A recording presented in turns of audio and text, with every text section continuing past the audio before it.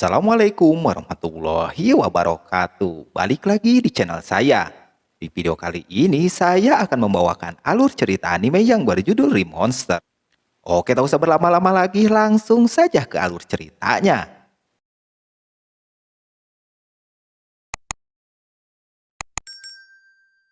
Film diawali dengan memperlihatkan cewek yang lagi membunuh seseorang yang bernama Kanata Tomagui. Dia nggak bisa apa-apa lagi dan dia pun dibunuh dengan sadis.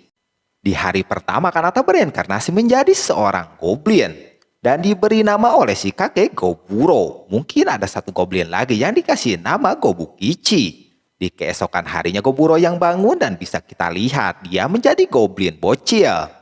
Udah mau bocil nggak punya kekuatan lagi. Goburo menangislah di sana. Di hari ketiga sangat di luar nulur banget. Masa kemarin bocil tapi esoknya udah gede aja. Ya udahlah. Tidak cuma Goburo, yang lain pun terlihat sudah remaja. Gege nggak tuh? Di hari keempat Gobji atau si kakek memberitahu kalau hari ini hari terakhir dia memberikan makan bagi mereka. Pada saat mereka makan, Goburo melihat Gobukichi yang makannya sangatlah habisan. Kelihatannya dia lapar banget. Setelah makan, Goburo keluar dari dalam gua itu. Dan juga Gobukichi mengikuti si Goburo. Menurut Goburo kalau di dunia ini agak sedikit beda lah dari tumbuhan yang gak pernah dia lihat di kehidupannya dahulu. Goburo sekalian memberitahu nama si goblin Gobukichi yang dia sendiri belum tahu. Setelah itu mereka berdua keluar mengelilingi hutan untuk berburu mangsa. Tak lama mereka menemukan seekor kelinci yang bertanduk satu. Pada saat itulah Gobukichi mengejar tuh kelinci. Sementara Goburo dia menunggu dari atas pohon sembari menunggu kelinci itu lewat. Pas mau lewat benar aja si Goburo ngajol sembari ngehantem eta kelinci sampai mosdar begitu. Gobukichi yang gak sadar mau memakan tuh kelinci, di sini Goburo nyarikan si Gobukichi dan digebukanlah si Gobukichi ini. Setelahnya Goburo mendapatkan item tanduk kelinci itu yang Goburo gak tahu sama sekali. Goburo yang mau makan daging kelinci itu terlihat si Gobukichi ngelai sampai banyak banget. Dan di sanalah Goburo memakan daging itu berdua. Sembari berterima kasih kepada Goburo, Gobukichi makannya lahap banget. Di hari kelima sama halnya dengan kemarin, mereka memburu lagi hewan lagi. Dengan taktik yang sama, mereka kembali dapat seekor kelinci lagi. Tapi sekarang Goburo memakai tanduk yang kemarin dapat untuk menjinakkan si kelinci itu sendiri. Item pun terupgrade menjadi tanduk sedang. Seperti biasa, Gobukichi makan dengan lahap banget. Sampai sore hari pun mereka terus berburu tuh hewan. Di hari ke-6 pas di gua ada seorang cewek yang bernama Gobumi.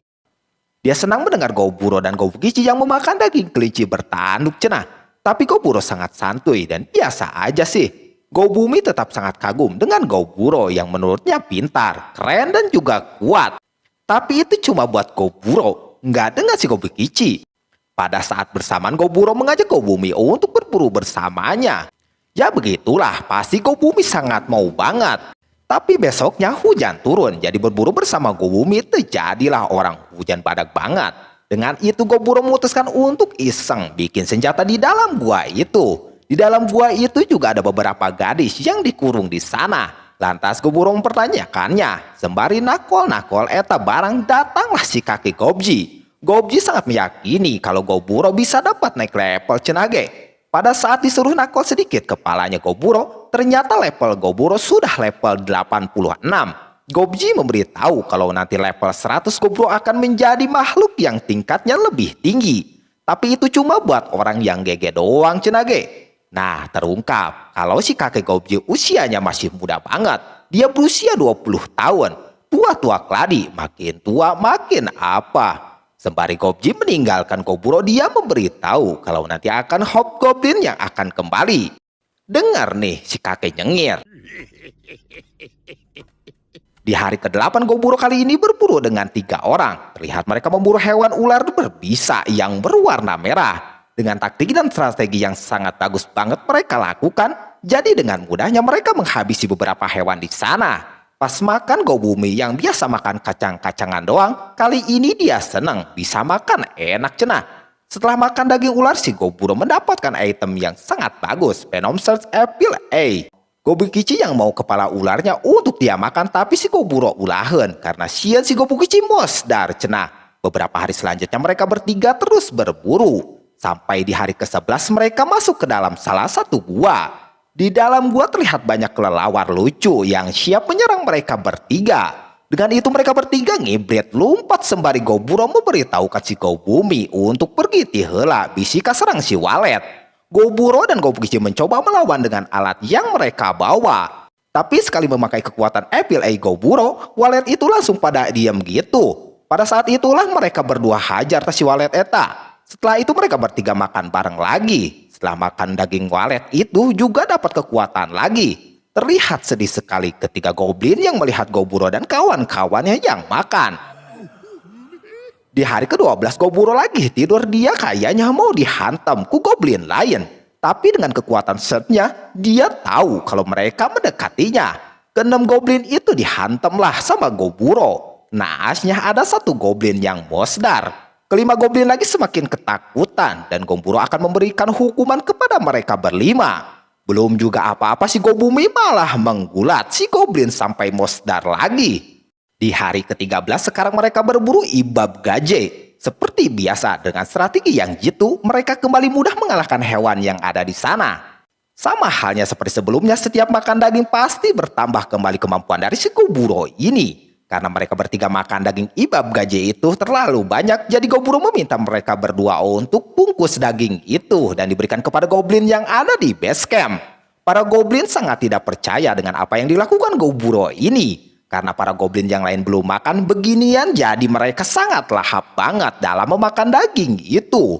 Goburo yang lagi tidur terlihat ada pengumuman kalau level dari Goburo ini sudah maksimal. Pas itu juga ada pilihan ya atau tidak, dan Goburo memilih ya aja. Walaupun dalam memilih dia setengah sadar kosna. Di hari ke-14 pasti semua kaget. Seluruh badan dari Goburo berubah atau sekarang berbentuk manusia seperti biasa. Ada rambutnya juga dong.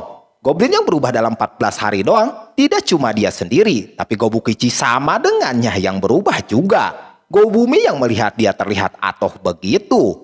Sama halnya dengan si kakek yang atoh juga melihat mereka berdua berubah. Tapi sekarang sudah berubah, si Gobukichi mau latih tanding dengan si Goburo. Goburo pun hayu-hayu aja. Pertarungan yang sebenarnya berimbang, tapi di sini Goburo lebih cerdik karena pukulan yang dia layangkan masuk terus ke muka si Gobukichi. Dan latih tanding mereka berdua pun dimenangkan Goburo. Pada saat bersamaan Goburo merasa kalau sekarang mereka dalam bahaya. Bahaya itu ada si Gobumi yang ngintip dari tadi. Sugante ada monster nu bahaya teh, padahal masih Gobumi. Sekarang diperlihatkan sang serigala yang memangsa hewan kecil di dekatnya. Setelah itu serigala pun melihat Ibab Gaje, karena Ibab Gaje hari ini larinya pelan, jadi serigala bisa mendapatkan Ibab itu sendiri. Mereka bertiga yang sudah mempersiapkan strategi bagus dengan panah yang dilesatkan Gobumi tepat sasaran. Goburo dan Gobukichi maju dalam menghadapi serigala itu. Dengan senjata yang mereka bawa, mereka bisa menghabisi tuh serigala dengan ejetnya. Kalau ini adalah bos dari serigala itu, dia memakan tuh serigala. Dan ya seperti biasa lagi, dia mendapatkan kembali kekuatan. Sadar terlalu banyak mereka buru, di sini Goburo memberikan kembali makanan lezat ini kepada Goblin tuyul kembali. Karena merasa bersyukur, para Goblin pun berterima kasih kepada mereka bertiga yang sudah ngasih makanan lezat yang begitu banyaknya. Dan si Goblin cewek meminta untuk diajarkan mengalahkan monster cenah. Dengan senang hati Goburo akan mengajari mereka untuk berburu binatang yang ada di hutan. Goburo memberitahu mereka kalau sekarang dia berteman dengan dirinya ini. Lantas semua Goblin sangat atoh bahagia mendengarnya, dan saat inilah sekarang Goburo diagul-agulkan semua para Goblin. Di hari ke-17 terlihat ada yang mengerikan, yang mana ternyata itu orang kayaknya. Di mana Gobji juga Goburo mendoakan yang terbakar di situ. Pada hari ke-26 terlihat para Goblin lagi berlatih, dan terlihat Gobe sangat kelelahan. Selagi Goburo melatih para Goblin, di saat bersamaan datanglah segerombolan Goblin. Pada saat Goburo dan Gobukichi mau maju, Chikake menghentikan mereka. Ternyata mereka yang datang itu adalah tim penyerang. Juga kakek menegaskan mereka adalah bapak dari generasi si Goburo. Goblin yang datang tadi membawa atau menangkap ciwi-ciwi gelis pisan. Jadi mereka membawa cewek ini untuk dijadikan belam-belam sama si Goblin. Tapi si Goburo nggak suka dengan itu. Makanya dia nyamperin si om-om Goblin yang di sana yang bernama Hobuken. Goburo meminta kepada Hobuken untuk membawa si gelis ini. Mendengar itu Hobuken marahlah. Melihat Goburo mau digeplak sama si Hobuken, para anak buah Goburo terlihat marah. Si kakek malah culang-aculing ngegaje. Pada saat bersamaan datanglah dua cewek cantik. Nama dari mereka ini adalah Hobusato dan Hobusei. Hobusato meminta untuk bertarung aja cenah, supaya tahu siapa yang lebih hebat. Dan sekalian nantinya yang menang akan dijadikan ketua. Pertarungan itu juga jangan pakai senjata. Dengan tali aja si Goburo menang mudah banget. Gobji kaget dengan kemampuan yang dipunyai si Goburo.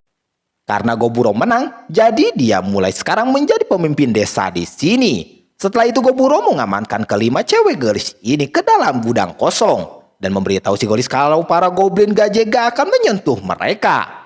Dia juga meyakinkan mereka kalau Goburo sendiri gak akan macam-macam terhadap mereka ini. Juga akan sesegera mungkin mereka akan dikembalikan ke desa manusia. Goburo tidak mau apa-apa dari si gelis. Satu yang Goburo mau, kalau dia pengen tahu tentang pengetahuan manusia. Terungkap 5 cewek gelis ini ternyata ditangkap pada saat mereka lagi dalam perjalanan bisnis. Dari sekian banyak yang ikut rombongan, cuma cewek gelis aja yang gak dibunuh sama si goblin. Karena cewek mayan buat blam-blam. Pada saat itulah kelima cewek itu menangis. Di hari ke-28, Goburo datang membawa makanan hangat untuk si gelis. Terlihat juga mereka sangat senang juga menggembira selagi mereka makan ini. Goburo juga berpikir kalau mereka bisa dimanfaatkan juga di sini. Yang mana menurutnya si gelis yang terlihat linglung ini sebagai seorang pandai besi. Gelis kembar koki sekaligus penjahit, si kacamata ahli kimia, dan si rambut merah sepertinya prajurit pemula. Siangnya Goburo yang memimpin latihan, terlihat ada beberapa goblin yang ngeluh. Dan bisa kita lihat Goburo pun langsung menggibengnya. Di hari ke-31 Goburo latih tanding bersama Gobukichi. Dan setelah selesai Goburo yang mau tidur, dia mendengar beberapa goblin yang ada belam-belam ke tempat si gelis. Dengan cepatnya Goburo datang ke sana dan menghajar mereka yang mau melakukan hal-hal tak senonoh itu. Hobuken yang kayaknya paling sagna dah nih goblin. Goburo meminta maaf atas kejadian ini dan si rambut merah menangis sembari memeluk si Goburo. Mendengar ada keributan Gobukichi dan yang lainnya nyamperin ke sana.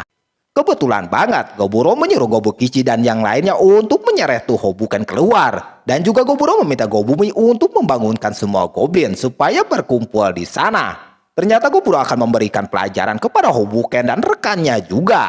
Dengan diberikan pelajaran begini mungkin semua goblin nantinya supaya nggak macam-macam terhadap Goburo ini.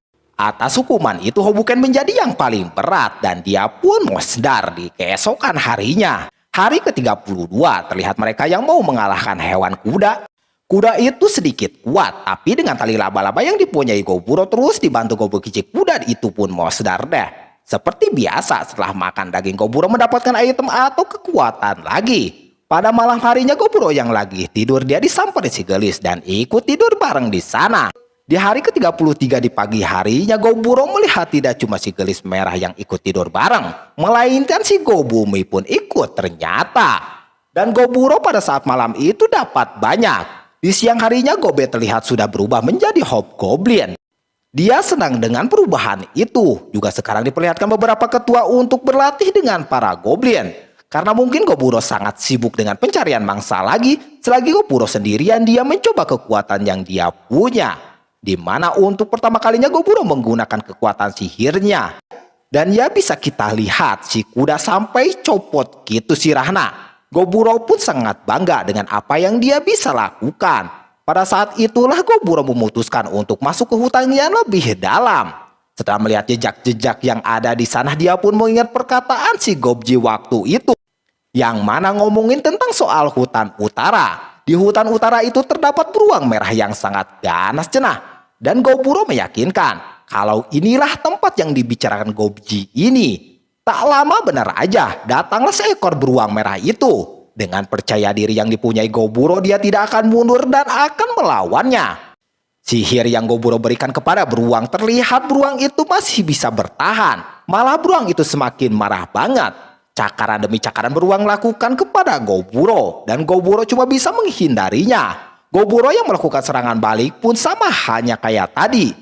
Beruang masih kuat. Dengan tali laba-laba beruang semakin ganas. Dan terlihat sang beruang merah menyemburkan api ke area hutan itu. Beruang yang akan pergi dari sana. Di sini Goburo kembali lagi mencoba untuk melawannya. Pada saat itulah pertarungan semakin seru, di mana beruang yang menyemburkan api. Di saat bersamaan juga Goburo mengeluarkan sihir. Setelah ada kesempatan, Goburo menublas pedangnya ke dalam mulut si beruang. Beruang masih memberikan perlawanan. Sadar pedang Goburo yang masih nyangkut, dia yakin kalau sekarang beruang gak bisa menyemburkan apinya lagi. Dengan kampak yang dipunyai Goburo, dia bisa mengalahkan beruang itu sendiri. Dan di hari ke-34, Goburo memakan daging beruang merah ini. Seperti biasa, Goburo dapat lagi kekuatan dengan makannya daging beruang merah. Dan yang lebih kaget di sini dalam pemberitahuannya, si Goburo ini akan menjadi ogre.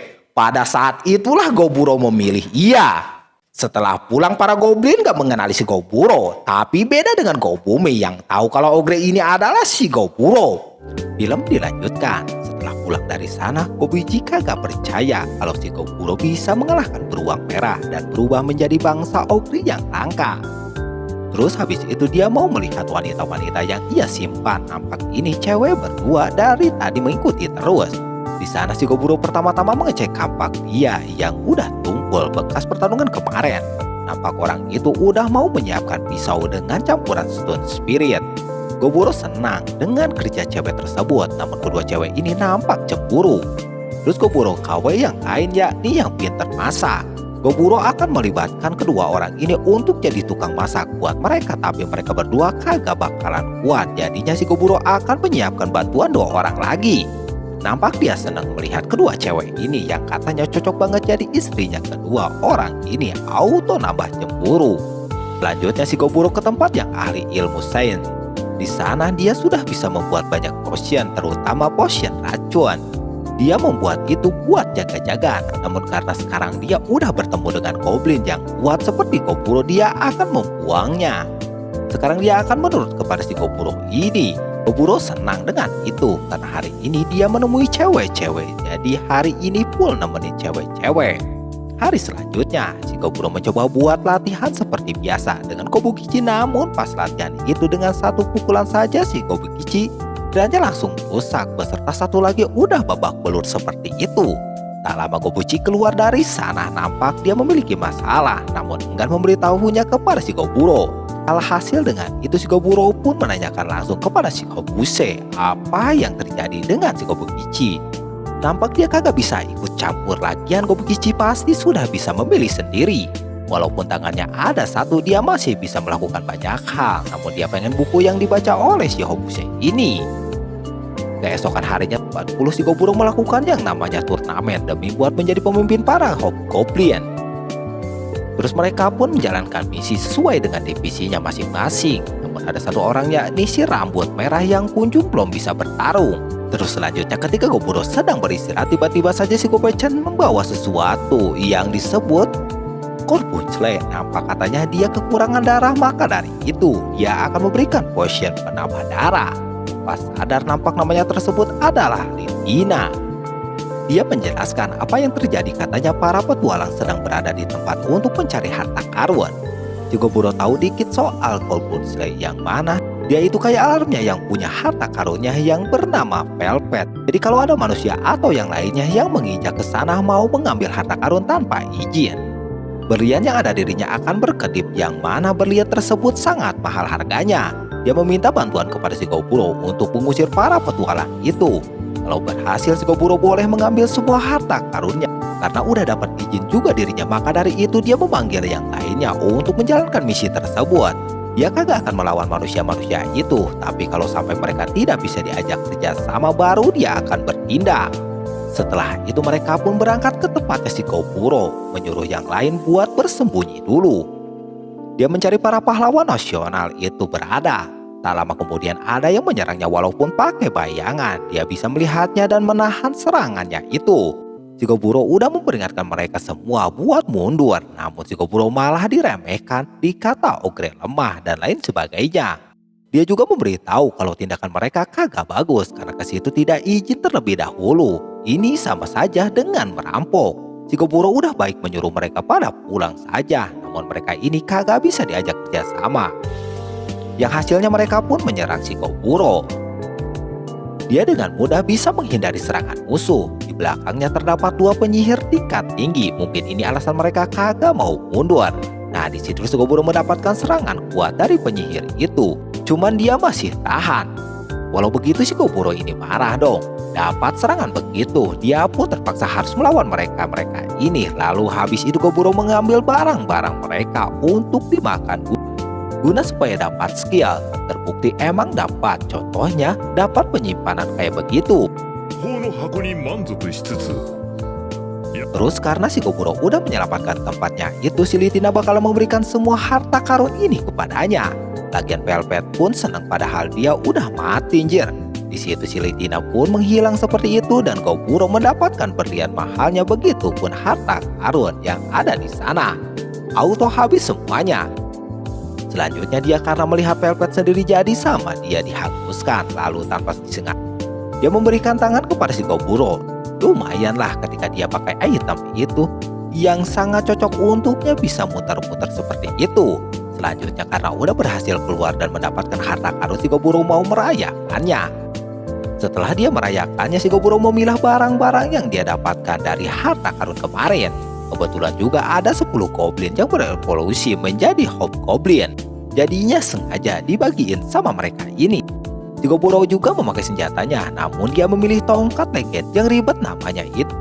Ada beberapa peringkat khusus buat senjata, yang dimana emang senjata legendaris adalah senjata tingkat tinggi. Terus karena menggunakan senjata yang bagus-bagus, hal itu membuat para hobgoblin skillnya jadi bertambah. Cuma dia masih bingung dengan si merah yang masih kagak bisa bertarung. Keesokan harinya Shigoburo mengadakan turnamen guna untuk menemukan pemimpin hobgoblin yang baru. Terus hari selanjutnya Shigoburo memilih untuk berkelana sambil mencari mangsa. Dia mendapatkan monster laba-laba emas yang dimana dia langsung mendapatkan jaring emas kayak begitu. Tidak sampai di sana, dia juga berhasil mengalahkan beberapa monster yang membuat skillnya terus bertambah. Setelah itu Shigoburo terus menjelajahi hutan seperti itu, sampai di mana ada satu pohon yang terkena sinar matahari dan itu sangat indah. Nah, tanpa diduga tempat itu adalah sering munculnya bangsa Dryad, yang mana wujudnya cewek yang cakep. Bahkan kakek Gouji saja sebelum meninggoy pengen ke tempat itu terlebih dahulu. Karena emang ceweknya menggoda banget, sampai Shigoburo pun tidak bisa menahannya seperti itu. Siap-siap aja dia menanam benih di sana. Setelah melakukannya selama 5 jam, akhirnya Shigoburo pun puas dan dia kagak akan melupakannya kejadian hari ini.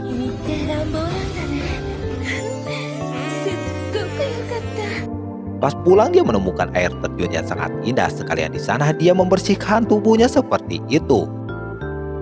Tak lama tiba-tiba saja ada Lizardman yang mengepungnya.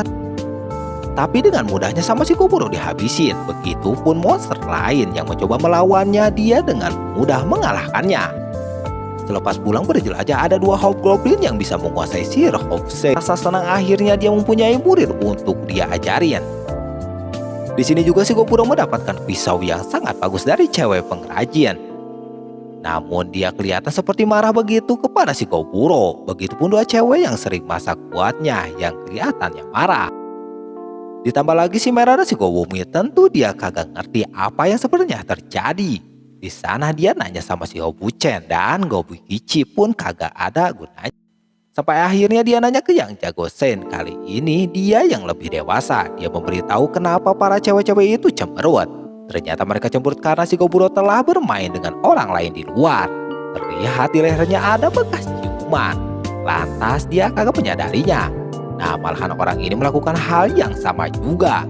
Tak lama kemudian para cewek-cewek itu datang. Mereka tak ingin diperlakukan sama seperti yang lain. Shigoburo merasa kekuatan search-nya makin meningkat setelah dia berubah menjadi ogre. Nah, dia seperti melihat sesuatu kalau di luar sana bakal ada yang datang, dan benar saja. Tak lama kemudian ada yang datang, yaitu bangsa elf. Dia datang-datang udah kagak sopan seperti itu. Shigoburo ini adalah bangsa di bawahnya mereka, meminta bayaran kepada Shigoburo. Shigoburo tahu kalau bangsa elf dan manusia akan terjadi pertarungan. Maka dari itu dia meminta bayaran kepada Shigoburo. Gouji boleh-boleh aja, namun Shigoburo kagak mau. Walaupun bangsa elf akan bertarung, kalau benar itu adanya, dia akan membantunya. Lantas Shigoburo mau diserang seperti itu. Namun Shigoburo dengan auranya saja bisa membuat para elf itu langsung tersungkur seperti itu. Shigoburo memintanya untuk menurunkan para penembak panahnya. Dia sudah tahu Dan benar aja mereka menembaknya, untungnya kagak kena. Goburo memberikan gertakan dengan tongkat legendaris miliknya itu. Karena mereka ketakutan, mereka pun pada pergi seperti itu untuk sementara. Selanjutnya si Goburo kembali berburu. Kali ini dia memburu slime itu. Ketika dia makan, dia mendapatkan skill replika Gyu, yang mana dari darahnya dia bisa menghasilkan sesuatu untuk bisa memantau situasi. Tidak sampai situ, dia juga menggunakan darahnya itu untuk membuat sebuah baju untuk para wanitanya supaya bisa kedeteksi bila terjadi sesuatu. Keesokan harinya benar saja para elf itu balik lagi ke situ. Baru datang sama si Goburo langsung diteriakin macam itu yang membuatnya kagak bisa bergerak sama sekali. Habis itu Goburo mendekatinya, maksud dan tujuan mereka apaan. Nampak pemimpinnya ini merasa malu dikalahkan sama goblin, hanya mau membalas, namun tidak semudah itu. Karena ngeyel, si Goburo langsung mengikatnya kayak begitu, lalu membawa mereka masuk. Di sana padahal anak buahnya sudah memperingati ketuanya untuk tidak melakukan ini, tapi dia kekeh ingin kembali ke situ.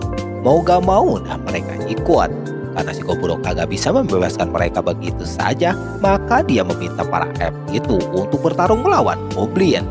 Pas pertarungan itu ada 6 dari 23 yang kagak berhasil. Alhasil lumayan buat nambah-nambah skill si Goburo.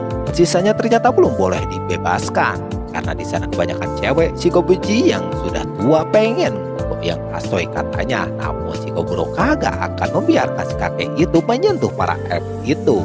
Katanya walaupun si Goburo memimpinnya, tapi yang tua tetap memiliki banyak pengalaman. Kadang harus mengitunya, jadi dia berubah pikiran. Sementara itu Kobukichi yang ternyata diam-diam nge-farming yang membuatnya kini berevolusi lagi.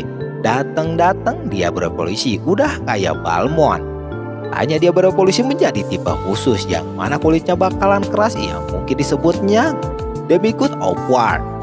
Emang benar kalau si Kobukichi kelihatan kagak mau ketinggalan ketika si Goburo sudah berevolusi lebih dulu. Sekarang dia mengajak untuk berduel kembali demi untuk mengetahui kekuatannya. Si Goburo siap-siap saja.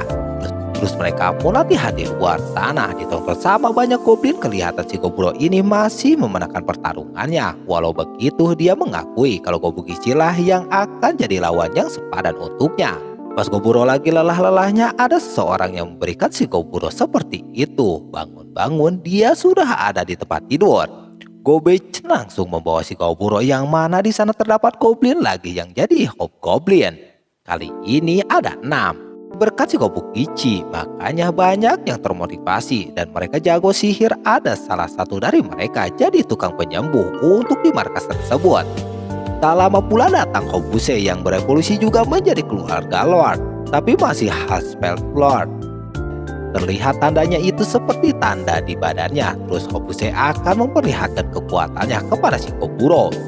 Diperlihatkanlah ya kan kekuatan apinya yang sangat-sangat keren. Baru segitu doang ledakannya sudah luar biasa. Dia yang banyak mana bisa saja mengeluarkan banyak 20 kali seperti itu. Namun si Goburo sudah puas. Dia merasa kalau Hobuse bisa berevolusi lagi menjadi Spirit Lord yang benar-benar kuat. Karena sudah berevolusi, si Goburo memberikan baju khusus buat si Hobuse ini. Di sana Hobusato merasa iri dengan perkembangan si Hobuse, padahal mereka satu angkatan. Ini sudah pasti gara-gara si Goburo juga, makanya goblin-goblin pada cepat perkembangannya. Namun ada juga goblin yang kurang beruntung. Esoknya ketika si Goburo dan Kobukichi pulang berburu, nampak ada beberapa goblin di sana. Mereka katanya bakalan pergi dari tempat itu karena mereka susah berkembang dengan goblin setingkatan sama si Goburo. Goburo kali ini mengizinkan mereka pergi, lalu memberi mereka sebuah pisau khusus. Habis itu esoknya dia melihat ada Earth yang bawa manusia. Dia hajarlah Earth-nya karena penasaran skill apa yang nanti dia dapatkan.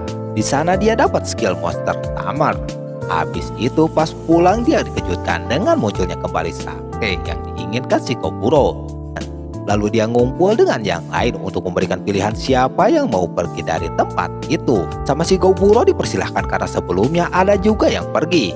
Karena kagak ada, mereka pun berpesta. Esoknya dia membuat sebuah anting yang dipadukan dengan darahnya sehingga dia bisa membuat sebuah alat komunikasi. Selanjutnya ini orang yang mau mencoba skill yang dia dapatkan sebelumnya, yaitu monster tamer yang dinamakan skill ini bisa membuat monster menjadi jinak seperti itu. Ada beberapa monster seperti kuda dan serigala yang dijadikan sebagai peliharaan untuk melindungi para wanitanya. Terus ada kabar baik dari si rambut merah. Dia sebelumnya kagak bisa bertarung, kini dikasih bayuan. Kayak gitu lawan Kobo. Berhasil menang, bahkan dia ngalahin 3. Nah, pas dia mau makan daging yang Goburo punya, tiba-tiba dia mendapatkan kekuatan yang kini membuatnya makin kuat lagi. Habis itu si Goburo dapat kabar kalau ada beberapa goblin yang diserang manusia. Si Goburo meyakini bahwa pertarungan elf dan manusia bakalan dimulai. Selepas dia pulang ke gua, di sana dia merasakan kalau ada sesuatu yang datang, yang mana ada kobold yang dikejar sama sesuatu. Goburo menyuruh yang lain buat mempersilahkan masuk para kobold. Ternyata yang datang itu adalah sekelompok skeleton. Goburo menyuruh yang lain untuk langsung menyerah, tapi pas dicobain itu kagak mempan, sehingga kagak sengaja ketika menggunakan tangan kosong bisa, alhasil mereka pun menggunakan tangan kosong untuk melawan para skeleton tersebut. Si Goburo bakal mengalahkan semuanya dalam 10 detik. Dia langsung aja menyelesaikannya dan menyerang orang yang mengendalikan skeletonnya tersebut. Setelah beres dia makan tengkoraknya itu, lalu kobold tadi memohon kepada si Goburo seperti itu. Mereka ingin menjadi pengikutnya. Dia menceritakan kenapa dia dikejar skeleton. Katanya mereka sedang menggali untuk mendapatkan harta karun velvet. Namun kagak sengaja mereka membangunkan para skeleton itu. Mereka ingin tetap hidup di sana. Padahal si Goburo sudah membabat kawasan mereka. Cuman mereka tidak masalah untuk sekarang. Maka dari itu, karena dia sudah disebut tuan, juga alhasil dia akan menampung mereka untuk sementara. Makin banyak orang yang ingin gabung ke situ. Sementara kubu elf agak sedikit kagak nggak suka dengan situasinya saat ini. Film dilanjutkan. Di hari ke-61, Goburo kembali lagi berburu bersama si Gobukichi dan mereka melihat 12 pasukan manusia yang masuk sana. Pasukan manusia itu pun bersembunyi di tepi jalan. Terungkap pasukan itu mengincar Putri Elf. Pada saat Putri Elf itu lewat, para pasukan memanah elf yang ada di sana juga menyekap elf itu sendiri. Dengan itu Goburo menyelamatkan Putri Elf itu. Terlihat banyak elf yang mosdar dan mereka cuma bisa mendoakan mereka.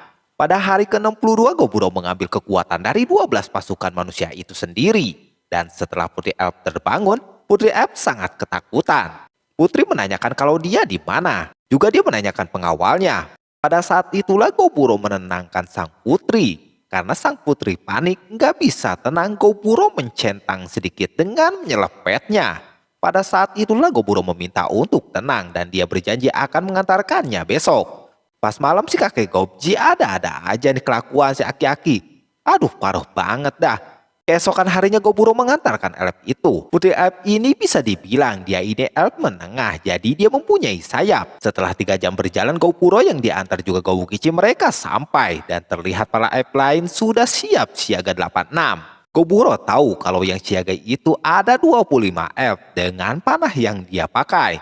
Dengan itu Putri Elf memberitahukan mereka kalau Goburo dan Gobukichi ini sudah menyelamatkan dirinya.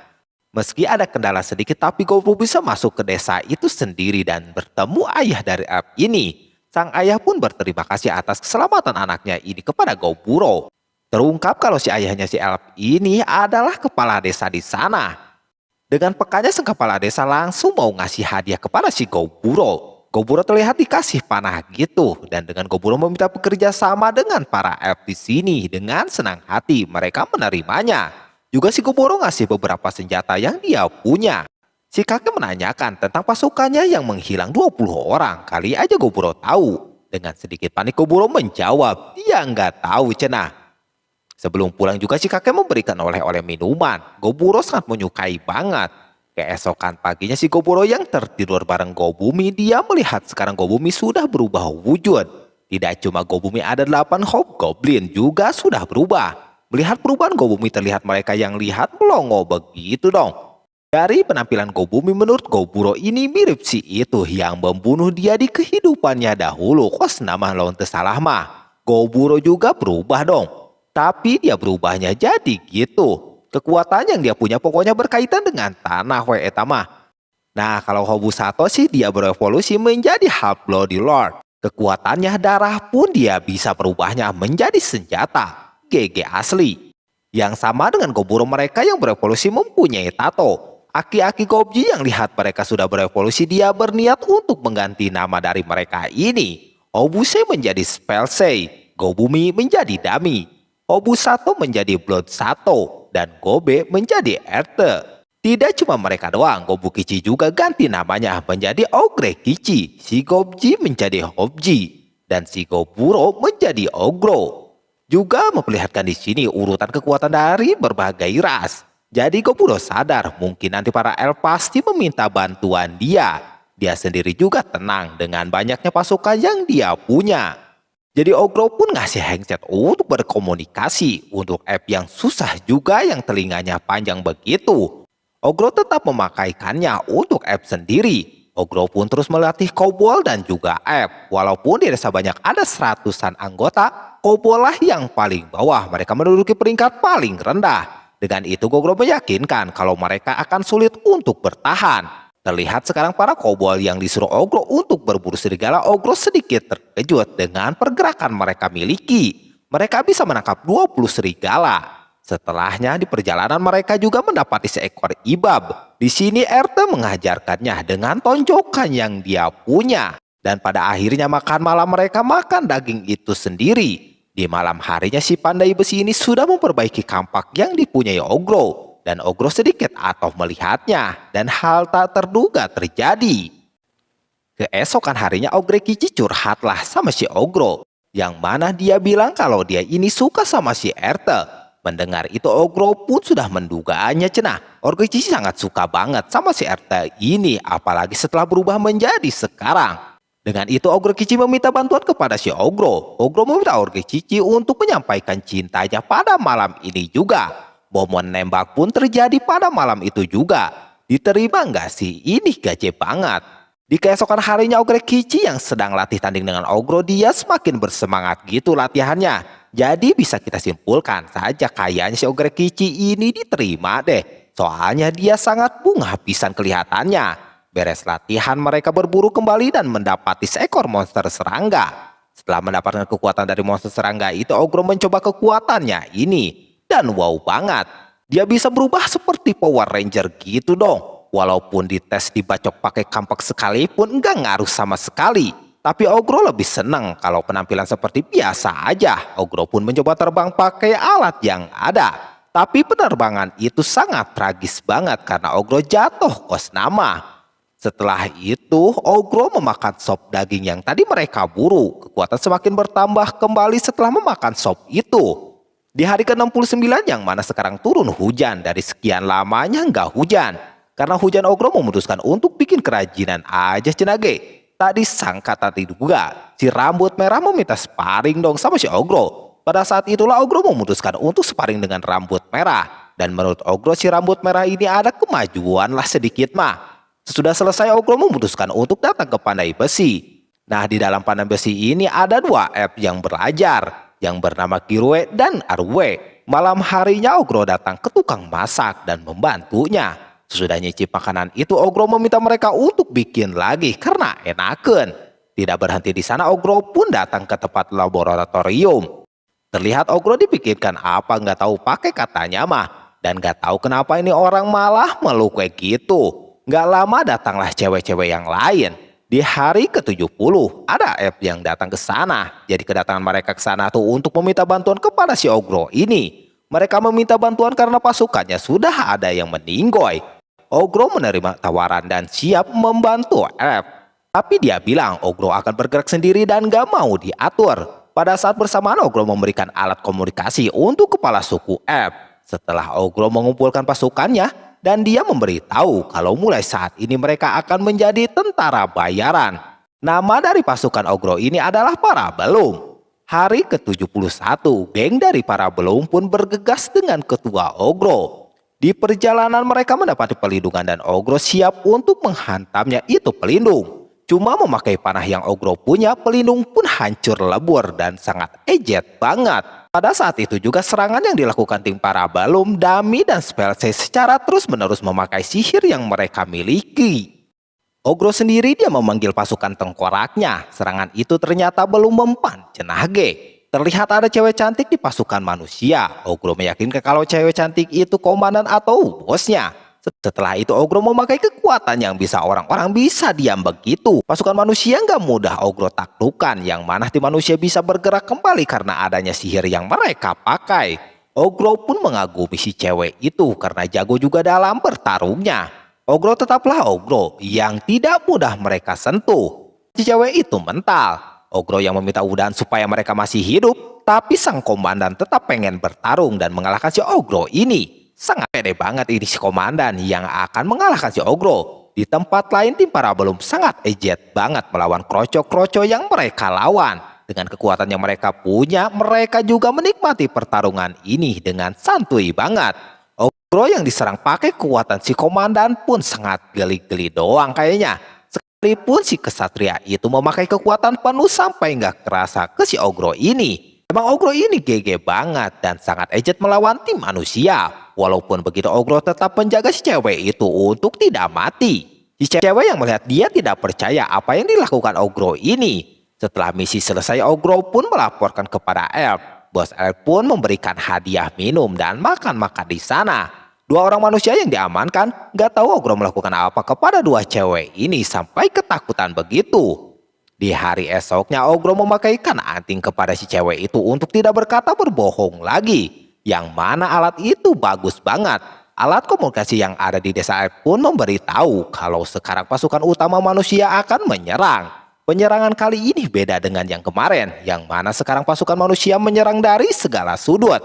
Di Parabellum sekarang sudah bersiap untuk melawan pasukan utama manusia. Jadi Ogro sendiri sudah memasang jebakan. Terlihat pasukan utama manusia membawa 500 pasukan berjirah besi. Tidak cuma itu, ada juga 100 penyihir yang mereka bawa. Pada saat pasukan manusia sudah lewat, Ogro memerintahkan pasukannya untuk menyerang. Pertama goblin menebang tuh pohon, juga menggelindingi tuh bulat digoreng dadakan. Sampai beberapa pasukan Mosdar. Terus dilanjutkan goblin sang pemanah penyerang tuh pasukan manusia. Pasukan manusia yang masih hidup terlihat mereka membuat benteng biar bisa berlindung. Pemanah terus menyerang dengan tahanan pasukan manusia yang memakai sihir. Sadar harus menyerang lebih, Ogro meminta Ogrekichi dan pasukannya untuk maju melawan. Ogrekichi sendiri dia menghajar bosnya, kayaknya si ini. Pertarungan mereka sebenarnya seimbang, tapi Ogrekichi sendiri nggak mau sampai si manusia ini Mosdar. Jadi dia bertarung dengan biasa aja.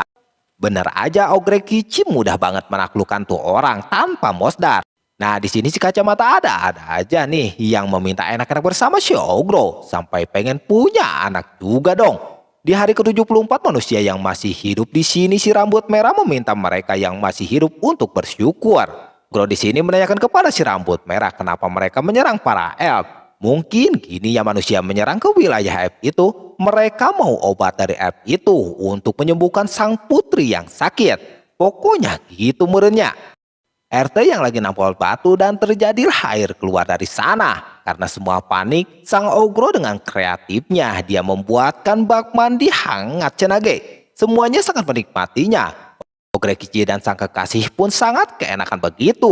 Ogro pun berterima kasih kepada RT yang menampol batu, jadilah begini. Di hari ke-75 di sana terlihat para pasukan lagi berlatih. Antar grup Dami melawan grup Spellsay, yang mana ini sangat seru dan kuat. Sementara grup Ogrekichi dan grup Blood Sato gagal atau kalah. Ogrekichi sampai telinganya ngudut gitu. Manusia yang melawan robot dengan mudahnya dia meminta untuk melawan Ogro sendiri. Dengan ejetnya Ogro mengalahkan kesatria itu sendiri. Dengan cuma memakai tenaga sedikit paling G. Pada saat Ogro yang mau ngobatin kesatria, si Ogrekichi datang malah ngajakin gelut. Dan Ogrekichi gelutlah sama si kesatria ini. Beberapa orang yang lihat pertarungan itu menurutnya si kesatria lumayan juga gelutnya. Jadi bisalah jadi pasukan nantinya. Setelah gelut selesai mereka makan bersama di sana. Selagi makan bareng sang kesatria bilang kalau dirinya pengen ikut ke dalam grup si Ogro. Ya jelas Ogro menerimanya, dan di pagi harinya Ogro langsung memberitahu kalau pelatihnya untuk si kesatria adalah si rambut merah. Nah keesokan harinya Ogro datang membawa manusia ke desa elf, jadi mereka terluka. Sembari dia menanyakan tentang minuman atau obat itu, jadi obat itu karena kepala desa mereka ini melarang ngasih kepada manusia. Yang mana setelah Ogro minum darah Ogro yang dikasihkan aja kepada manusia yang terluka itu langsung sembuh dong. Dengan itu Ogro sangat bingung dengan kemampuan dirinya sekarang yang mungkin sudah melewati batas. Film dilanjutkan. Setelah beberapa hari sesudah perang kemarin, si Goburo kembali mau menyerang pasukan manusia yang sedang berkemah yang bersiap menyerang elf. Goburo dengan mudah langsung melemparkan tombaknya ke arah pemimpinnya seperti itu. Lalu tombak tersebut tiba-tiba bisa membuat tombak lain tanpa batas seperti itu dalam jangka ratusan meter. Dalam beberapa menit pasukan Goburo bisa mengalahkan pasukan manusia tersebut. Setelahnya besoknya si Goburo bersama kesatria dan cewek rambut merah ke tempatnya elf. Nampak kelihatan para elf ini merasa aneh ada manusia masuk ke kawasannya. Cewek merah merasakan ketakutan dan dia bertanya-tanya juga kenapa dibawa ke situ. Si Goburo menjamin kalau kepala desa elf ini orangnya baik-baik. Terbukti mereka memberikan jamuan untuk mereka bertiga. Di sana kepala desa itu berencana untuk menyerang kembali para manusia sebelum mereka menyerangnya. Si Goburo menawarkan untuk membantunya lagi, tapi dia mau si kepala desa ini membayarnya. Karena setuju, si Goburo pun pulang. Di tengah jalan si kesatria ini tiba-tiba ngomong kalau dia bersedia untuk menjadi bawahan si Goburo. Dia akan melindungi si Goburo kali ini, tapi ada syaratnya. Yaitu dia meminta obat yang diberikan kepala desa untuk dia berikan ke Tuan Putri. Mungkin ini ide bagus, biar nanti kalau ada sesuatu dengan manusia ada yang mendukungnya. Namun di satu sisi yang lain ini akan menjadi masalah. Soalnya mereka memiliki utusan dari dewa, sedangkan si Goburo mendapatkan kekuatan itu dari hal lain. Nanti kalau ketahuan bisa berbahaya. Namun dia bersedia untuk memberikannya kepadanya. Terus si Goburo mempersiapkan sebuah ide untuk penyerangan selanjutnya. Yang mana dia mendapatkan informasi kalau sekarang para manusia akan dibantu oleh seorang pemberani. Goburo kagak tahu pasukan pemberani itu apaan. Ternyata itu lebih kuat daripada pahlawan. Mereka mempunyai kekuatan langsung dari dewa. Ada beberapa orang yang disebut sebagai pasukan pemberani. Di sana si Goburo merasa kalau pertarungan kali ini bakalan menarik. Dia kagak sabar merasakan dagingnya. Hari selanjutnya, saatnya si Goburo kembali berperang. Kali ini dia membawa 650 pasukan yang mayoritas dipenuhi pasukan elf. Tetap saja di sana si Goburo yang mengambil alih, dia juga sudah mempersiapkan rencananya. Karena bentar lagi pagi si Goburo tetap akan menggunakan skeleton untuk menyerang mereka di bagian depan. Dia menyuruh si Gobukichi untuk standby di bagian belakang. Langsung saja di sana Goburo langsung menyerangnya kayak begitu. Dia mengerahkan banyak skeleton. Manusia yang lagi menjaga kaget kedatangan banyak skeleton yang menyerangnya. Namun tidak lama kemudian skeleton itu mulai menghilang karena matahari mulai muncul. Dikira bakalan menghilang beneran, ternyata si Goburo melapisi dengan slam sehingga skeleton itu bisa tahan akar sinar matahari. Selanjutnya si Goburo yang akan menyerang mereka menggunakan kekuatan yang sangat besar. Dia berhasil menyerap beberapa elemen yang ada di sekitarnya. Sementara di sisi yang lain, pasukan pemberani itu pun mulai memperlihatkan dia dibawa sama prajuritnya. Nampak orang ini malas-malesan, padahal sekarang dia akan bertugas. Seketika dia sampai yang tadinya malas, namun melihat si Goburo yang mengeluarkan kekuatan sebesar itu, dia langsung bersemangat. Si Goburo langsung saja menyerang prajurit manusia tersebut. Sesudah mengalahkan banyak prajurit, si Goburo kedatangan orang tadi. Dia sangat tertarik berduel dengan si Goburo. Orang itu bernama Filippo, salah satu Rugal Orden, yang serangga tulang pemberani. Berkat adanya si Goburo itu, orang kagak bisa liburan, ditambah dia kagak bisa dipanggil seperti itu. Karena itu orang kagak mau dipanggil kayak tadi. Dia memiliki panggilan tersendiri. Terus dia menanyakan asal kekuatannya dari mana. Di situ si Goburo kagak menjawabnya karena dia dapat kekuatan yang berbeda dengan dia. Alhasil itu orang marah dan mengeluarkan serangga, lalu itu orang melemparkannya ke atas sehingga terkena pasukan yang sudah mati menjadi hidup kembali, yang mana itu bukan macam zombie yang takut akan cahaya. Terus dia menanyakan bedanya pahlawan dengan dia. Kemungkinan pahlawan tidak bisa membawa pasukan banyak, tapi beda dengan si pemberani yang bisa membawa pasukan banyak dan juga mampu memanfaatkannya. Terus dia menunjukkan kekuatannya dengan mengubah manusia tadi menjadi serangga seperti itu, lalu menghajar si Goburo. Tapi Goburo dengan mudah mengalahkan semuanya seperti itu. Ini semakin menarik, katanya sekarang dia yang akan mengendalikan pasukan. Dikendalikanlah sama si Filippo untuk melawannya. Terbukti si Goburo agak keteteran. Philip terkesan dengan kekuatan penyembuhan si Goburo yang cepat banget. Dia menganggap kalau yang tadi itu cuma mainannya doang. Kini dia mulai serius. Philip mengeluarkan serangga kaki 1000 seperti itu yang langsung membuat yang merasakan gempa akan kedatangan monster tersebut. Dia mendatangkan monster 1000 itu dari tempat yang jauh karena itu monster dia pakai untuk mencari informasi karena kagak mau sia-sia.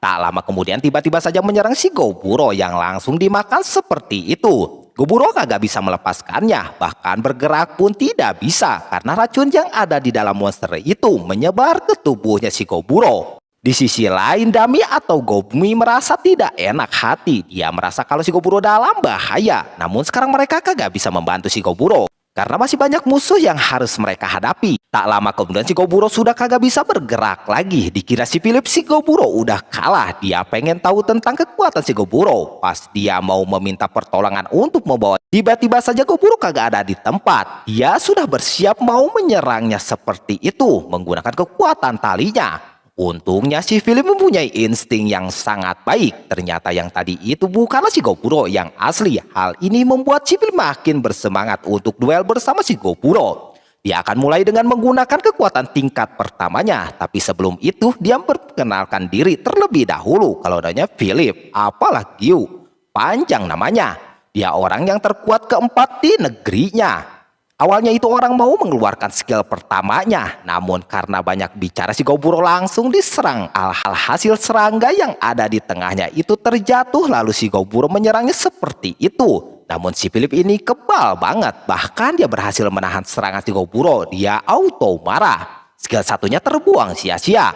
Alhasil dia mau bersiap untuk mengeluarkan skill 2-nya. Seperti menarik para prajuritnya lagi seperti itu dan menyergap kembali kekuatannya, jadinya itu orang udah kayak robot gitu dan mulai menyerang dengan serangga yang biasa-biasa aja. Tentu sangat mudah ditangkis sama si Goburo. Terus orang ini seperti mau kabur terbang kayak gitu.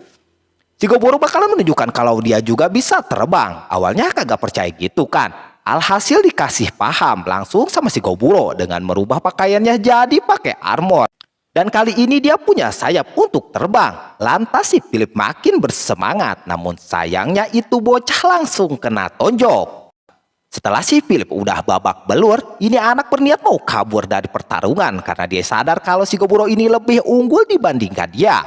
Philip melepaskan diri lalu lari dari kenyataan. Maksudnya dari si Goburo. Dia mempunyai kecepatan yang tinggi. Mau dikejar pun si Goburo keburu kehilangan jejaknya. Sementara itu yang lainnya pun alhasil menuntaskan para prajurit musuh. Dami langsung pergi ke si Goburo yang nampak dia baik-baik saja. Dia ternyata punya rencana lain. Ketika dia berduel, dia mengirim kalau kloningannya ke tempat sang raja yang sedang berkemah. Di sana kloningannya itu berniat untuk diberikan kepada Tuan Putri. Di sana kloningannya itu berniat untuk memberikan obat ajaib dari elf dan langsung diberikan kepada Tuan Putri. Biar tidak terjadi peperangan lagi, si cloning itu untuk cepat mundur dari sana, lalu dia pun pergi. Si raja udah panas dingin, dia udah kagak ada pilihan lain selain mundur dari peperangan. Tuh obatnya juga udah dapat. Semoga dengan ini peperangan tidak terjadi lagi, apalagi sampai menyerang elf. Namun setelah kejadian peperangan itu, si Goburo kehilangan banyak sekali pasukan termasuk Hobgoblin. Seperti biasa, Goburo selalu melakukan upacara gitu. Kalau ada yang gugur, nampak pada nangis yang lainnya. Tapi tidak dengan Goburo yang mungkin sudah biasa menghadapi hal semacam ini. Intinya sekarang dia harus lebih berjuang keras di dunia tersebut. Setelah melakukan upacara, besoknya pas si Goburo bangun tidur, dia dikagetkan dengan salah satu goblin yang baru berevolusi. Yang dimana cewek tersebut udah kayak tertarik dengan siapa saja cowok yang ada di sana, terutama si Goburo. Bukan cuma Goburo, Hobji seorang healer aja gitu cewek menggodanya seperti itu. Si Goburo curiga kalau ini cewek yang dulunya suka makanin zombie. Sekarang berkat berperangan kemarin cewek tersebut menjadi seperti god. Udah kayak tertarik sama siapa saja yang ada di dekatnya. Terus tidak hanya cewek tadi, ada cewek lain yang berevolusi lagi yang mana dia mempunyai mata yang banyak. Mata tersebut berfungsi untuk mencari informasi, bahkan itu lebih bagus daripada hasil dari kloningannya si Goburo. Setelahnya ada juga beberapa Hobgoblin yang kini berubah menjadi ogre. Anehnya sifat goblin yang serakah menjadi menghilang. Sekarang mereka lebih mementingkan kawan mereka, apalagi yang sudah. Bukan cuma goblin, kobold juga ternyata bisa berevolusi, terlihat dari pemimpinnya yang udah kayak bentuk manusia anjir. Kayak aneh begitu. Ini makin kagak mengerti, ditambah dia juga harus mengganti namanya lagi, tapi si kakek menyerahkan kepada si Goburo untuk memberikannya nama baru. Alhasil dia kasih nama aja menjadi Akita. Setelah selesai dengan urusan prajuritnya, kini dia akan mengurus para tahanannya yang banyak banget. Si Goburo bakal menjadikan orang-orang ini sebagai prajurit sementara. Si Goburo karena ini mereka belum dikasih ujian dan yang lainnya, namun ada beberapa orang yang kagak terima dengan keputusan si Goburo. Mereka marah karena mereka seperti tingkatannya di bawah goblin itu sendiri. Makanya orang-orang ini menantang kepada ketua desa itu untuk bertarung. Kalau sampai dia menang, dia akan menjadi ketuanya. Dia merasa kalau ketuanya itu adalah Shidami. Goburo auto pasang badan seperti itu. Dia udah emosi karena menganggap mereka ini lemah gitu kan. Goburo langsung mengajak bertarung. Alhasil sampai itu orang dijabani, terlihat kedua orang ini mempunyai kekuatan dari pedang dan juga alat yang berada di kakinya. Si kakek sangat kagum melihat kekuatan yang sebenarnya. Akhirnya dia bisa melihat dengan mata kepala dia sendiri. Mereka menyerang si Goburo. Goburo dengan gampang menahannya. Dia menantang yang lainnya juga dengan mudah. Si Goburo kalahkan. Tak lama kemudian tiba-tiba saja ada yang menyerangnya dari belakang yang membuat si Goburo terpental. Dikira si Goburo udah kalah, tapi ternyata si Goburo cuma pura-pura doang. Dan langsung memelas tonjokannya, tapi lumayanlah serangannya. Habis itu dia mencari orang lagi yang belum kelihatan, yang dimana dia setengah vampir seperti si Dami. Pas dicari kagak ada, ternyata itu orang lagi menggoda si Dami. Si Goburo yang melihat itu langsung emosi, auto menghajarnya seperti itu. Untungnya diperhatikan sama si Dami. Lalu karena udah babak belur sama si Goburo, dikasih darahnya biar kembali sehat. Tapi setelah sehat ini orang malah jadi suka sama si Goburo karena darahnya sangat mantap.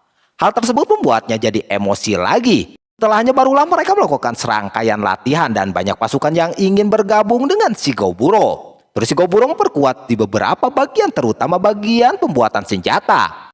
Dia memberikan tenaga kurcaci biar bisa menghasilkan senjata yang bagus. Cuma si cewek seperti belum terbiasa bekerja sama dengan para kurcaci tersebut.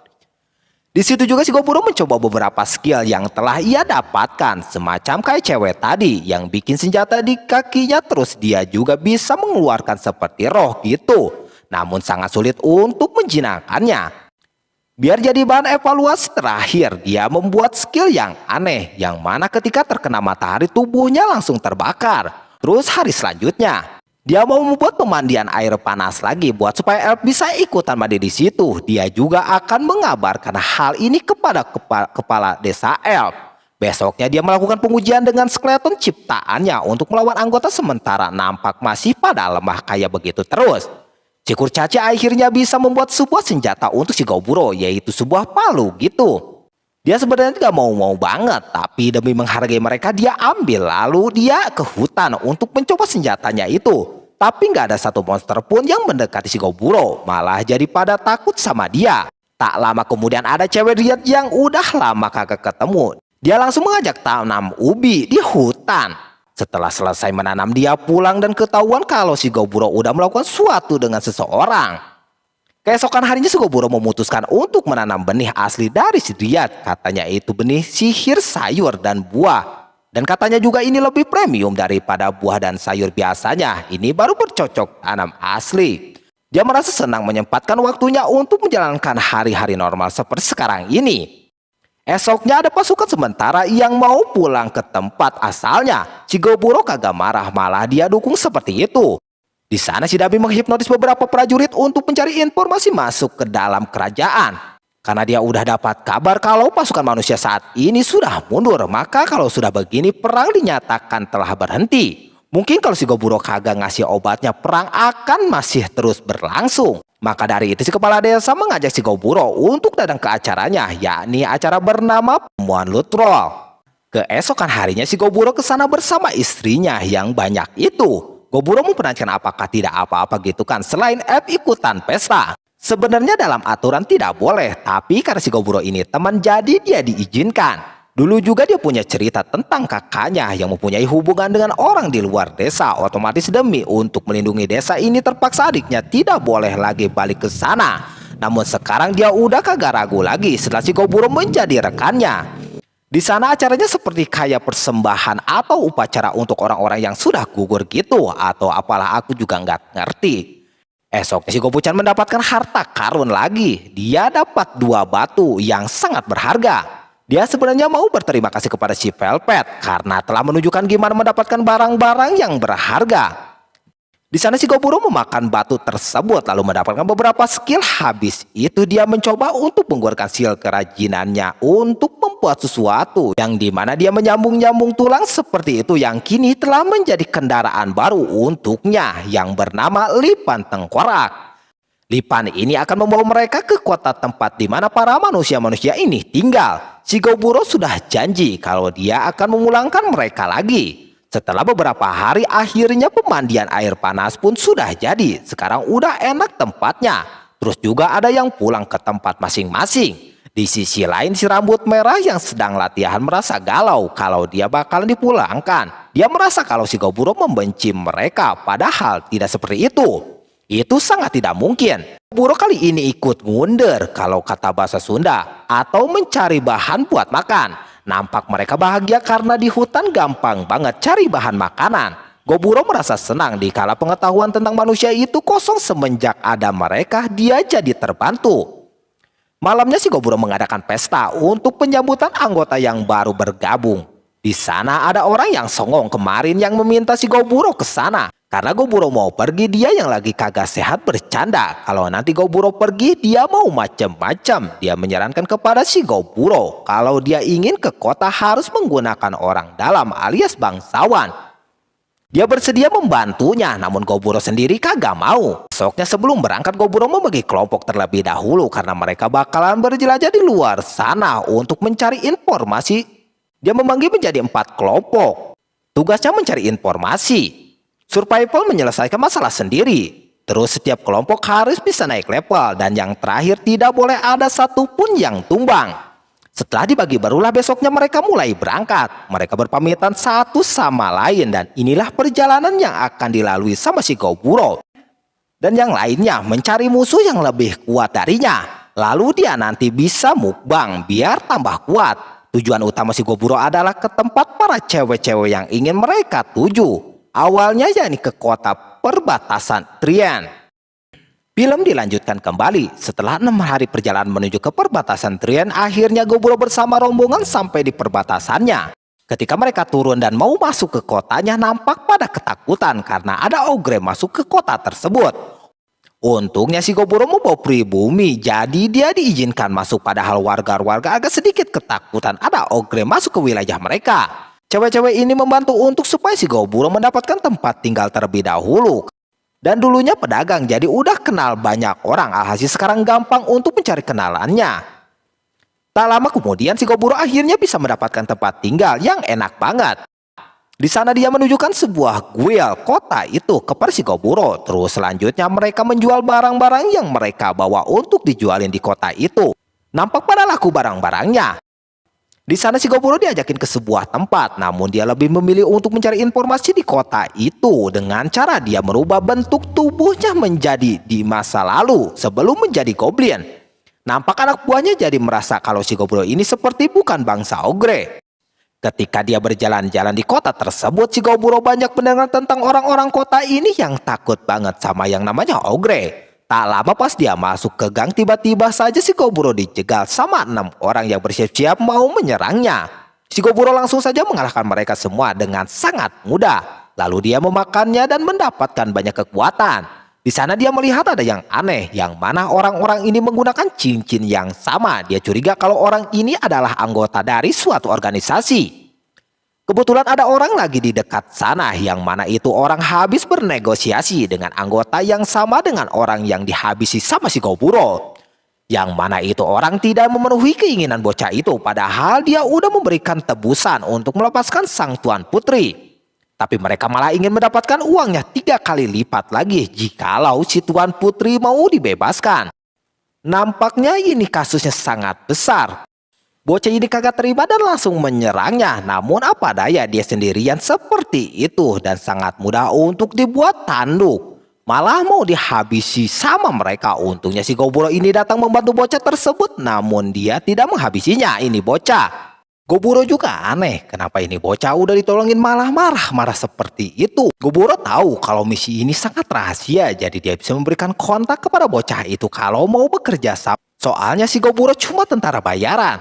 Malam harinya bocah itu beneran menelepon dan mendatangi si Goburo untuk dimintai bantuan. Katanya misi ini emang rahasia, cuma beberapa orang saja yang tahu kalau Tuan Putri ini diculik. Kalau sampai banyak yang tahu bisa ribet nantinya. Maka dari itu dia kerjakan sendiri dan kali ini dia meminta bantuan kepada si Goburo. Tempatnya tidak jauh dari kota. Itu tempat sebuah villa gitu. Langsung saja Goburo meluncur ke sana dan langsung menghabisi mereka-mereka ini. Tak lama kemudian benar saja Tuan Putrinya ada di sana. Goburo melihat itu nampak penculikan ini sudah direncanakan sebelumnya. Namun ini terjadi juga gara-gara Tuan Putrinya sendiri yang main selonong keluar tanpa penjagaan, alhasil ketangkap. Goburo langsung membakar tempatnya lalu dia menyuruh si bocah untuk tidak memberitahu kepada sang raja detailnya tentang ini. Apalagi dia dibantu sama bangsa Ogre. Orang ini tetap mau memberitahunya yang sebenarnya, tapi di sana dia dihipnotis biar tidak memberitahu secara detailnya kepada sang raja. Karena dia belum sadar hal itu dimanfaatkan oleh si Goburo untuk pergi dari sana. Terus besoknya si Goburo mendapatkan kabar baik kalau ada Hobgoblin yang melahirkannya. Di satu sisi dia senang karena ada regenerasi lah gitu. Dan juga dia akan balik ke sana, namun sebelum balik dia harus tahu dulu keputusan cewek-cewek ini. Ternyata pasti tanyain si Goburo mereka sudah pik bakalan ikut lagi dengan si Goburo karena masih banyak hal yang akan mereka belum lakukan di markas si Goburo. Maka dari itu mereka udah siap-siap buat ikut lagi ke sana.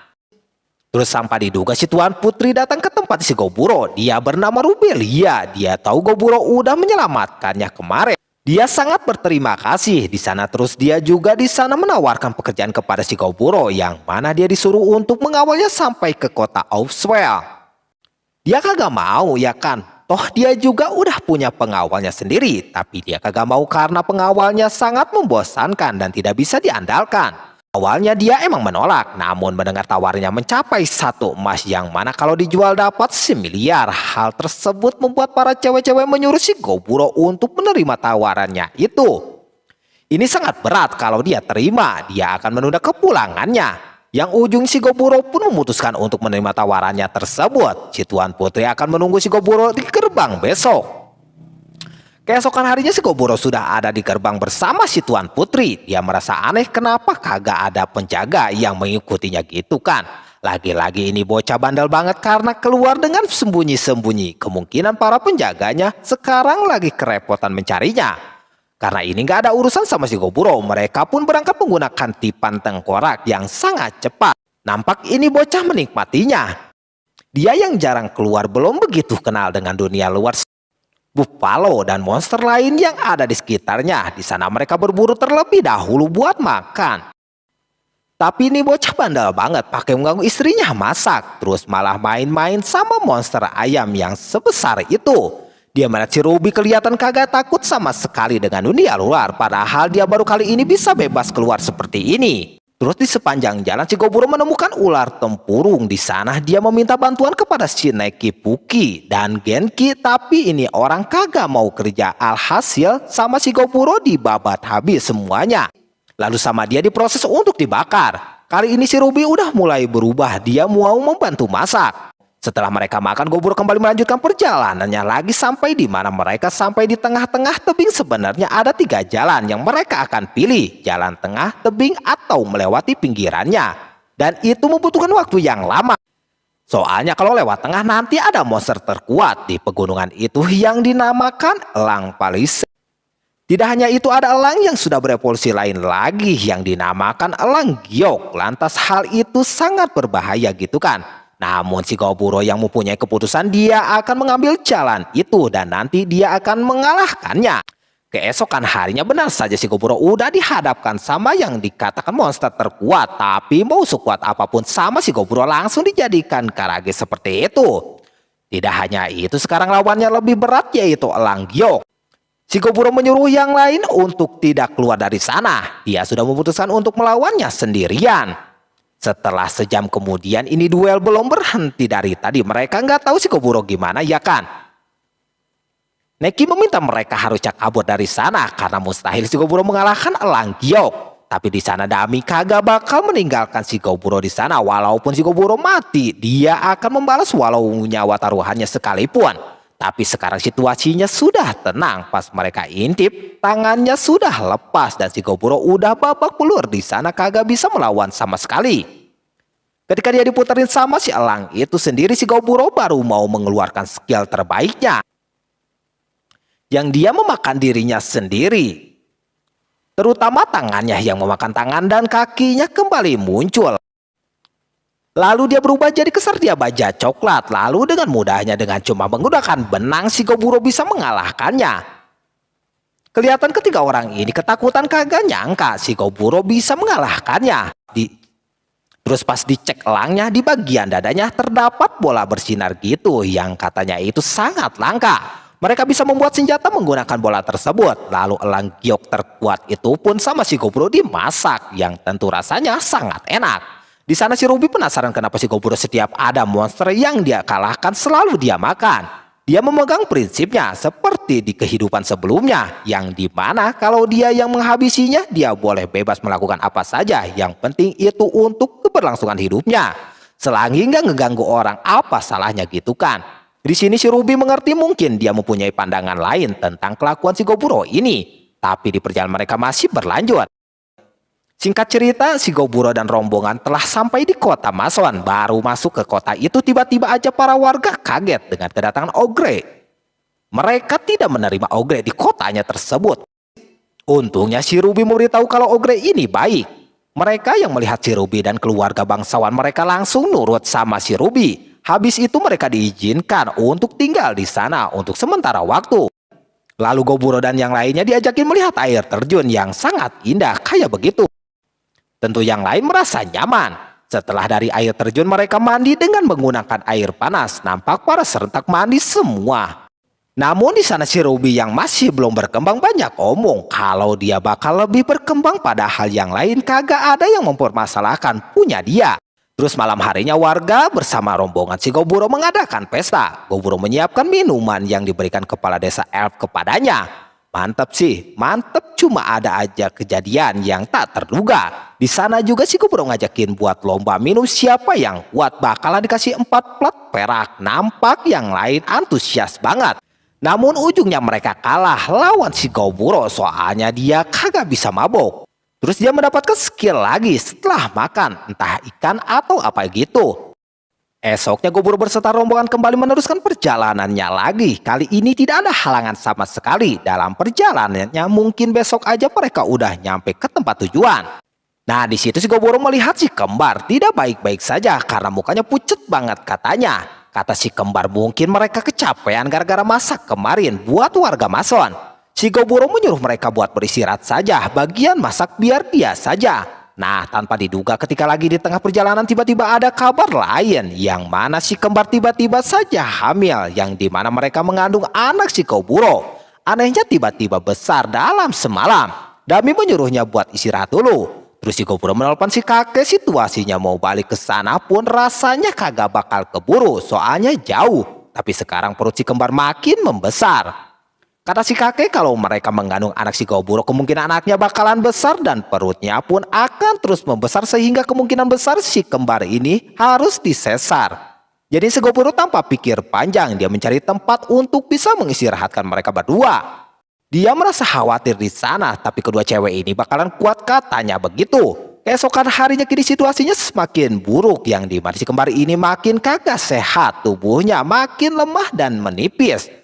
Ini kemungkinan berkat si bayi yang menyerap terlalu banyak nutrisi dari si emaknya itu. Alhasil si Goburo menyuruh si kembar untuk memakan dagingnya biar anak-anaknya bisa terpenuhi nutrisinya. Awalnya itu orang kagak mau karena kagak tega, padahal si Goburo masih bisa berengger nasi. Tapi tetap kagak mau. Alhasil sama si Goburo diberikan secara paksa biar dia bisa menolong si kembar sekaligus anaknya. Setelah mereka makan, tak lama kemudian Goburo berhasil menemukan gua yang cocok untuk mengistirahatkan mereka berdua.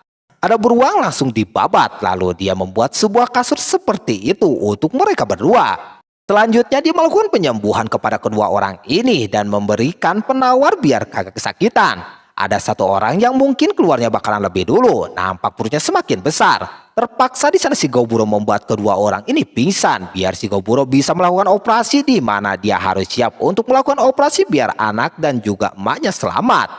Dengan rasa deg-degan dia pun berhasil menyelamatkan sang buah hati yang dimana anaknya itu laki-laki dan perempuan. Terlihat anaknya memiliki darah campuran antara manusia dan demi human, terus juga ada orb di tangan mereka. Dan juga tanduk kemungkinan ini berkat Shigoburo juga yang sebelumnya memakan herb. Namun udah terlihat anaknya ini campuran, katanya bisa saja mereka berdua menjadi ras paling kuat. Namun di sana Shigoburo kagak mau menelantarkan anaknya, dia akan mengurus anak-anaknya tersebut. Dengan pengalamannya yang baru ini, Shigoburo memberikan nama Auro dan Argento. Akhirnya sampai episode 10 ini baru tahu kalau nama mereka berdua Felicia dan juga Alma. Shigoburo berjanji bakalan menjaga mereka dan anaknya mulai hari ini. Keesokan harinya Shigoburo mau berburu untuk supaya bisa memberikan nutrisi kepada anaknya. Di sana dia melihat ada monster rusa yang sangat besar. Namun di sana rusa itu tidak bergerak sama sekali. Padahal Shigoburo udah bersiap untuk bertarung. Tak lama tiba-tiba saja itu rusa melepaskan tanduknya. Lalu dia pergi begitu saja. Tapi lumayanlah tanduknya bisa dijadikan makanan buat anaknya. Terus dia jalan lagi ke depan dan dia menemukan Partian yang sedang melawan monster banteng atau disebutnya Balor. Nampak Partian ini bukan tim kaleng-kaleng, nampak berpengalaman semuanya, namun mereka masih kewalahan mengalahkan monster Balor yang paling besarnya. Sampai-sampai kesempatan ini diambil sama Shigoburo dengan cara ketika orang ini udah pada kelelahan dan gak bisa melawan lagi, tiba-tiba saja Shigoburo menyerang Balor tersebut dengan satu serangan seperti itu. Setelahnya dia akan mengambil dagingnya buat dibawa pulang, tapi dia juga bersedia jikalau harus berhadapan dengan orang tadi.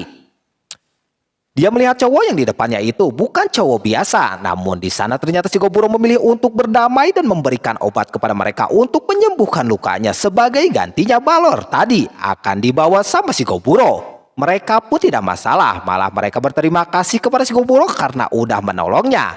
Habis itu Shigoburo pun pergi dari tempat itu. Sementara orang tadi merasa kalau tadi dia bertarung dengan Shigoburo kemudian mereka bakalan kalah. Sementara tadi sambil jalan dia memakan ini daging Balor, lalu dia mendapatkan banyak skill di sana. Terus pas Shigoburo sampai di goa yang mana ketika dia masuk, anak-anaknya sudah tumbuh dengan sangat cepat, udah bisa jalan kayak begitu. Dia terharu melihatnya, lalu dia kasihlah tanduk rusa tadi kepada anaknya biar kuat seketika. Langsung bersinar seperti itu dua-duanya. Pas Shigoburo makan pun langsung kerasa kalau emang ini kekuatannya sangat gede banget. Kemungkinan tadi kalau dia melawan rusanya dia yang bakalan kalah. Dia juga seperti melakukan kesalahan karena udah memberi anaknya kekuatan yang kuat. Terus pas tidur Shigoburo tiba-tiba saja berevolusi lagi. Dia tanpa basa-basi mengklik setuju. Dia di sana bakalan berubah menjadi Yaten Doji. Besoknya yang lain dibuat kaget karena bentuk Shigoburo tiba-tiba mengecil, tapi tanduknya seperti bertambah, begitupun pastinya kekuatannya makin besar. Dilanjutkan kembali. Setelah itu ketika mereka sedikit lagi bakalan nyampe ke tempat tujuan, tiba-tiba si cewek pandai besi dan cewek ilmuwan tiba-tiba saja mengandung seperti itu.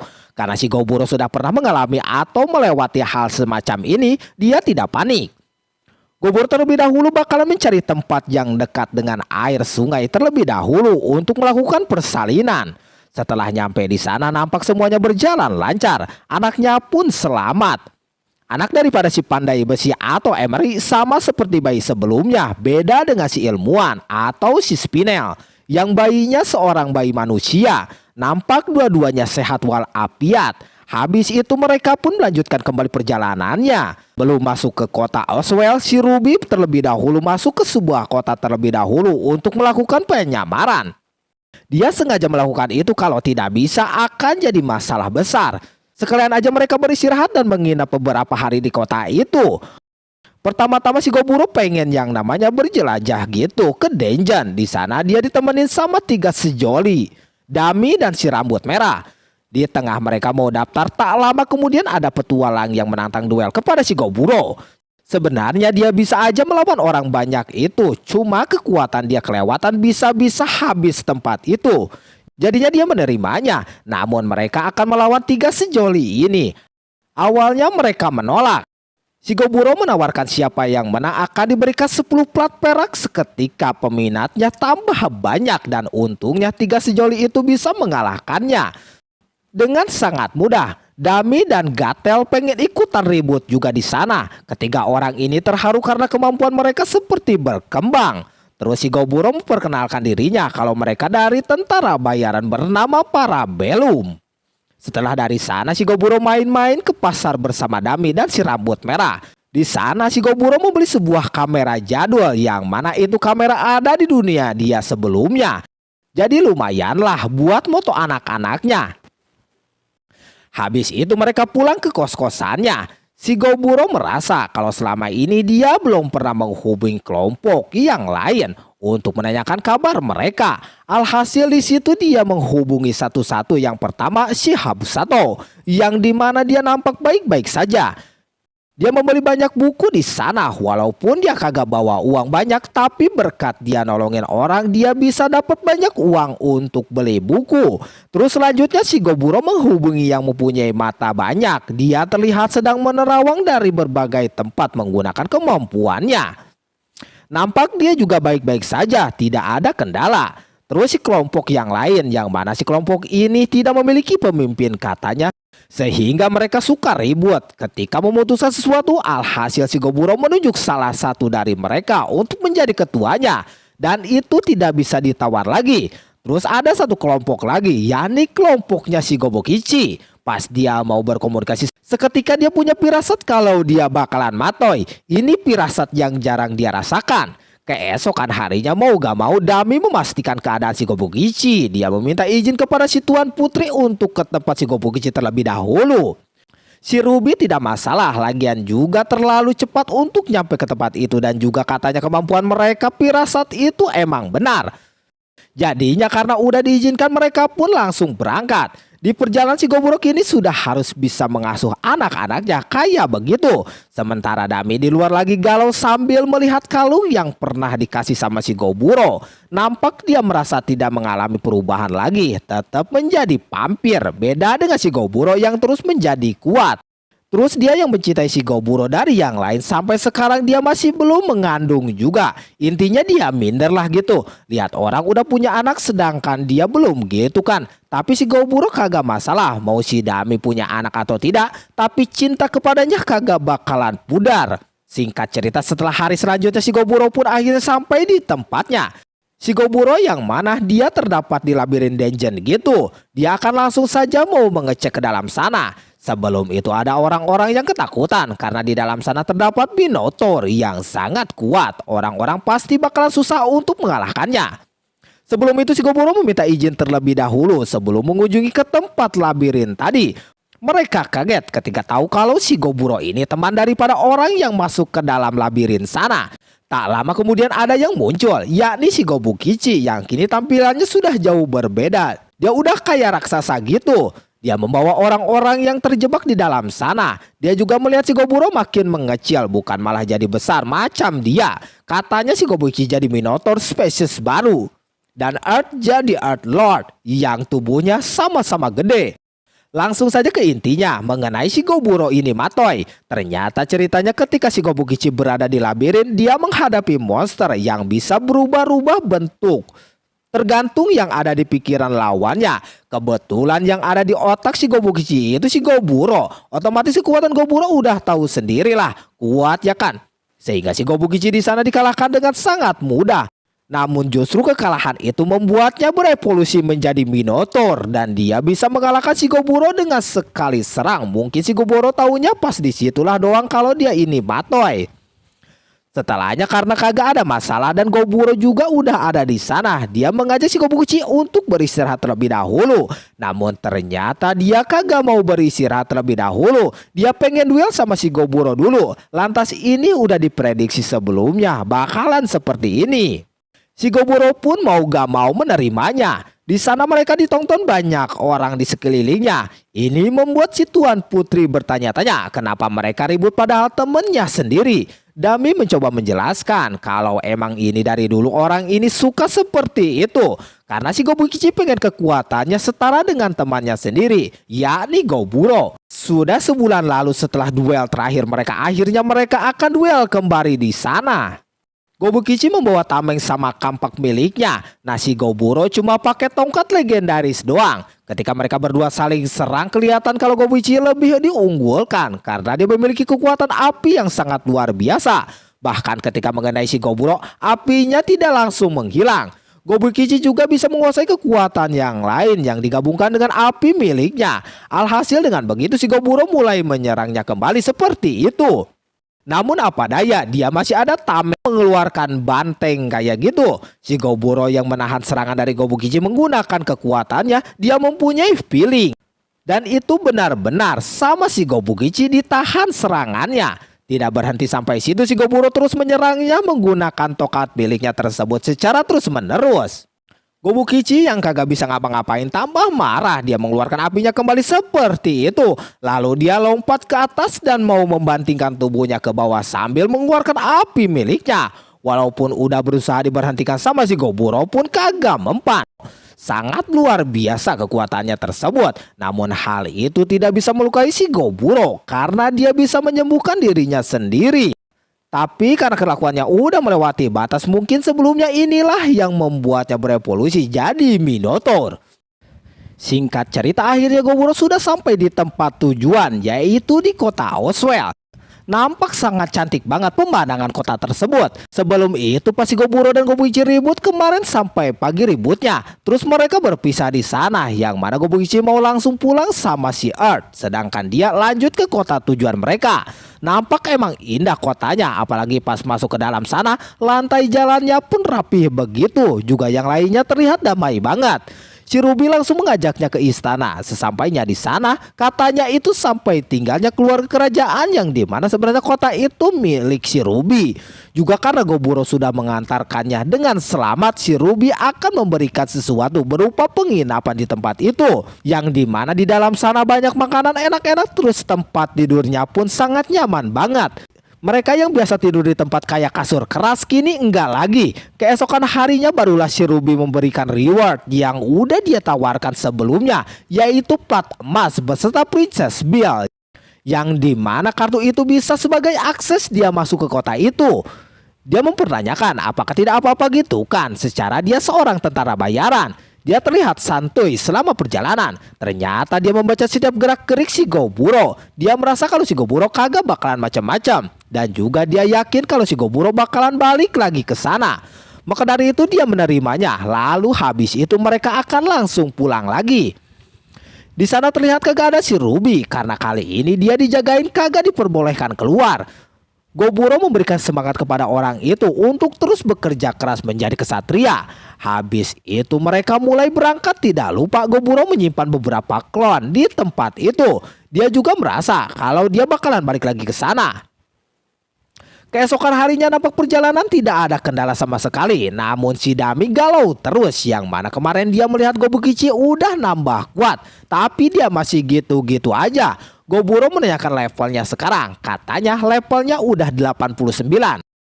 Si Goburo pernah mengatakan kalau ingin bersama dia, Dami harus terus meningkatkan levelnya. Dan itu udah dilakukan olehnya. Dia akan membantunya dalam pelatihannya kapanpun dia mau.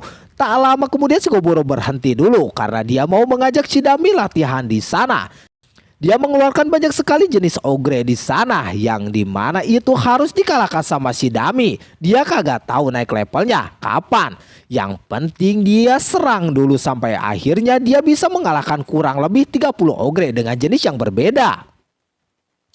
Si Goburo mencukupkan untuk latihan kali ini, lalu Dami pun pingsan. Ketika mau makan malam, si Goburo juga sedikit kelelahan karena dia kehabisan banyak mana karena udah mengeluarkan banyak ogre tadi. Alhasil mereka beristirahat.